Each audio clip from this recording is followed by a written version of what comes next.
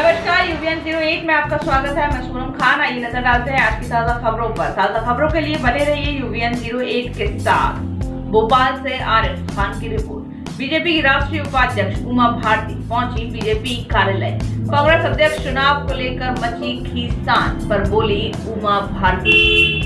देखते रहिए यूवीएन 08। ताजा खबरों के लिए बने रहिए यूवीएन 08 पर। गांधी नेहरू परिवार का अस्तित्व समाप्त हो गया, उनका राजनीतिक वर्चस्व समाप्त हो गया है। कांग्रेस का अस्तित्व समाप्त हो गया है। अब ये कौन पद पर रहते हैं नहीं रहते हैं, इसका महत्व खत्म हो गया है। इनकी नवाबी चली गई है और रिक्शे तांगे चल रहे हैं। कांग्रेस को अब गांधी की और वापस लौटना चाहिए। कांग्रेस का पुराना व्यक्ति जो गांधीवादी सोच का हो वह उसका नेतृत्व करे। उमा भारती ने कांग्रेस को समझाइश दी कि कांग्रेस अब असली गांधी, स्वदेशी गांधी की ओर वापस लौटे, जिसमें विदेशी और कोई एलिमेंट नहीं था। गांधी से मुक्ति पाओ, स्वदेशी गांधी की ओर मुड़ो। हमारा देश परिवारवाद की राजनीति के मुक्त हो। भारतीयों को अगर गर्व करना है तो भारत की महिलाओं पर गर्व करें। समाप्त हो गया है, उनका राजनीतिक वर्चस्व समाप्त हो गया है, कांग्रेस का अस्तित्व समाप्त हो गया है। इसलिए अब ये कौन पद पे रहते और नहीं रहते, इसका महत्व खत्म हो गया। आपको पता है लखनऊ में रिक्शे तांगे वाले भी अपने आप को नवाब वाजिद अली शाह का खानदान का बता देते हैं। तो अब ये लखनऊ के नवाब वाजिद अली शाह के पड़पोते हैं सबके सब। इनकी नवाबी चली गई और रिक्शे तांगे चल रहे हैं। दूसरा मुझे ये कहना है कि अब कांग्रेस को गांधी की ओर वापस लौटना चाहिए।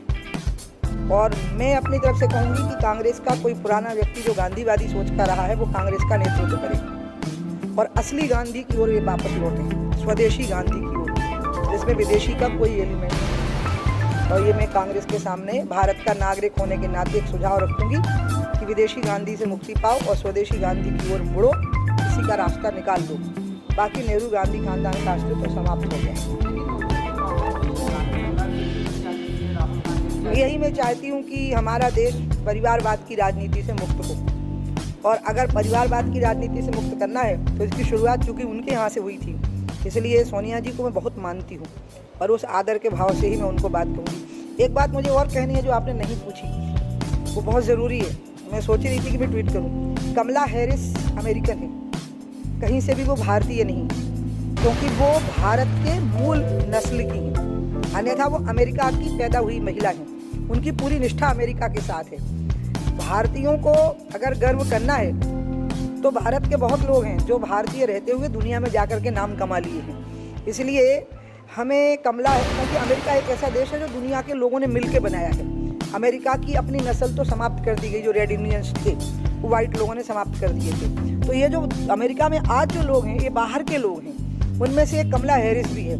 मैं चाहूँगी भारत के लोग अमेरिका की कमला हैरिस उपराष्ट्रपति पद की उम्मीदवार है उस पर गर्व करने की जगह भारत की उन महिलाओं पर गर्व करें जिनने भारत की राजनीति में और दुनिया में अपने स्थान बनाए, नाम कमाए। इंदिरा गांधी हैं, सुषमा स्वराज जी थी, और भी बहुत सारे लोग हैं, बहुत सारी महिलाएं, उन पर ज़्यादा गर्व करें। तीसरी बात मुझे एक और कहनी है सुशांत सिंह के केस पे। मुझे बहुत दुख हुआ जब मैंने सुना कि उन्होंने आत्महत्या की।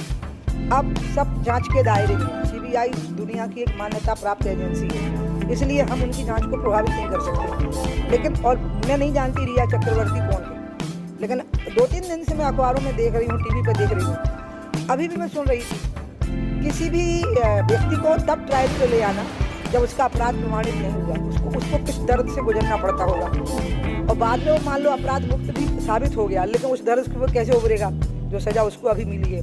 इसलिए मैं सबको कहूँगी कि इस पूरे मामले में मीडिया रिस्ट्रेन करे, राजनीति ना करे, नेता भी रिस्ट्रेन करें और क्षेत्रवाद की राजनीति ना करें। ये महाराष्ट्र बंगाल वर्सेस बिहार नहीं है। ये पूरी तरह से एक अभिनेता जिसने भारत की कला की जगत में एक योगदान दिया, उसके जीवन के अंत का एक मसला है। उस मसले में एक महिला भी जुड़ी हुई है। उस महिला की इज्जत को अभी हमें ट्रायल पे नहीं डालना चाहिए तब तक जब तक कि वो अपराधी प्रमाणित ना हो जाए। मैं इतना जरूर कहना